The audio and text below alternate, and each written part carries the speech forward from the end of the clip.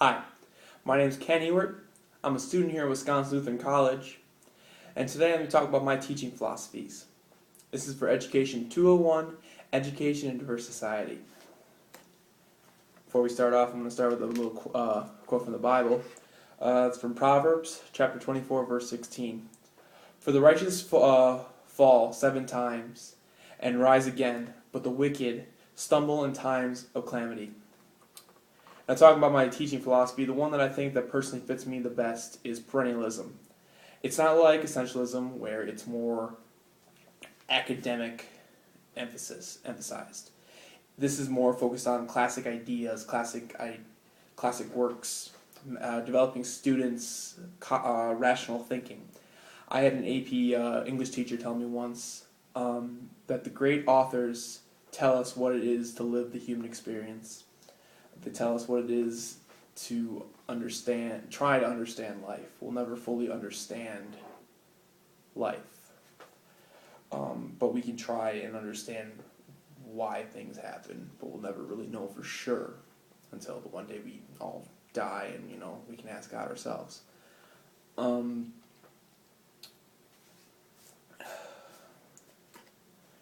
into what perennialism really is, they describe it as the 3 R's: reading, writing, and arithmetic. Reading being reading all the classical works, reading Shakespeare's plays, Romeo and Juliet, Julius Caesar, reading Moby Dick, reading Great Gatsby, these great novels that help us understand what life is, what it is to be human.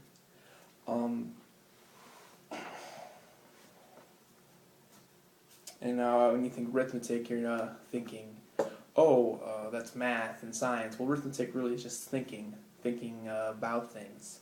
And writing being telling what your thoughts, putting in your own words, what do you think the author means.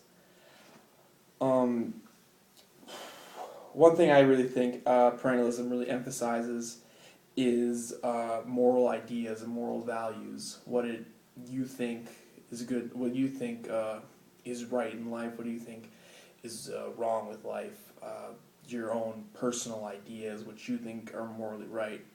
I think with perennialism it can really help set a person's moral compass, the way that classes work is more discussion based instead of lecture. Instead of listening to a professor talk for an hour, you talk during class about your ideas, about what you thought, about what you read, how it applies to you. Do you think it's right? Do you think it's wrong?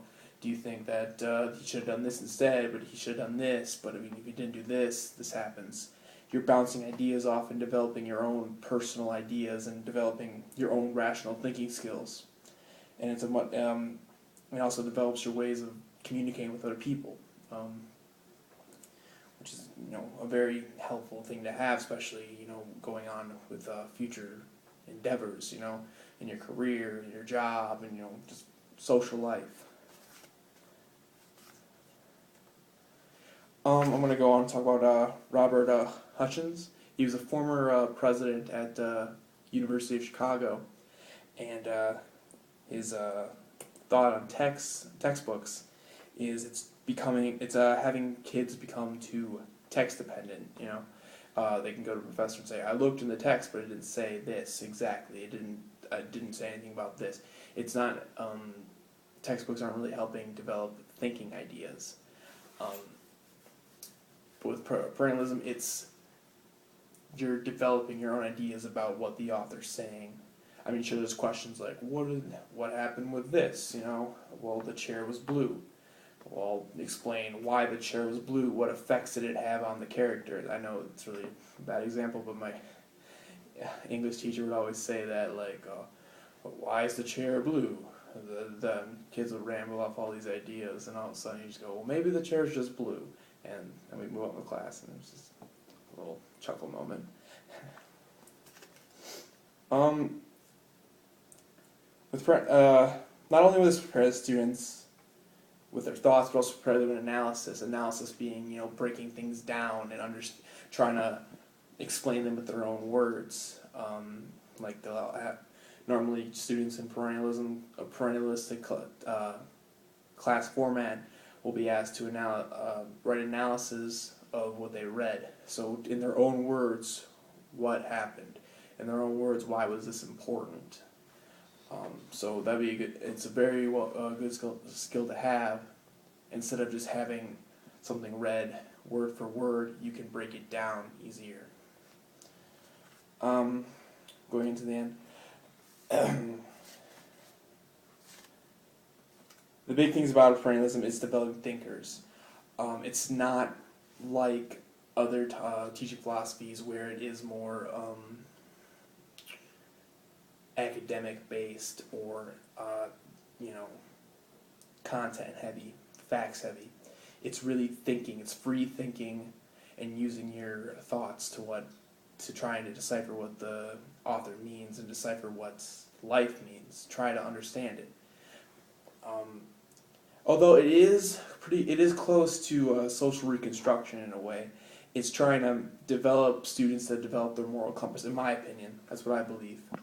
I believe that reading a book, a powerful novel, a great work of art, can really affect how a student looks at life and how they would want to live their life.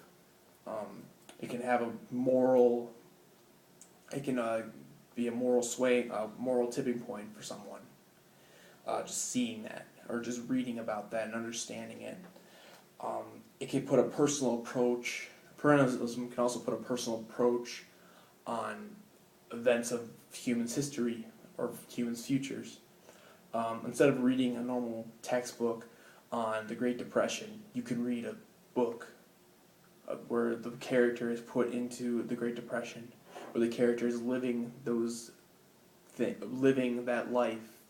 Instead of just reading about what happens, you're reading what happens through the eyes of this person. It puts a more personal effect, or even things happening in the future. Instead of reading articles about such and such will happen in 20 years, having someone write a fictional piece where the person's living that and could sway someone to change their actions or have them think about how they would react in a section like that. Personally, I like post-apocalyptic novels. Cormac McCarthy's The Road comes to mind, where it's a post-apocalyptic world and a man and his son are trying to survive it. And it just makes you think about how you would act in situations like that. It's very, it's a character testing book, I think. It's testing, would you be the ones that would still try to strive and have humanity in your life, having still trust of other humans, or would you be the one to break down, resort to unspeakable things to survive? Would you stay a human or become an animal? And also, the last thing about perennialism that I think is very important is developing us as humans. I know I said it multiple times during this presentation, but perennialism is preparing people, giving students a moral compass. It's helping them develop their own personal ideas.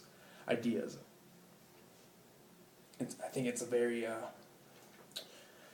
important thing, especially in high school or in college, when students are starting to understand who they are and understand what they need to do in life. I think it. So when it comes down to it, I think perennialism is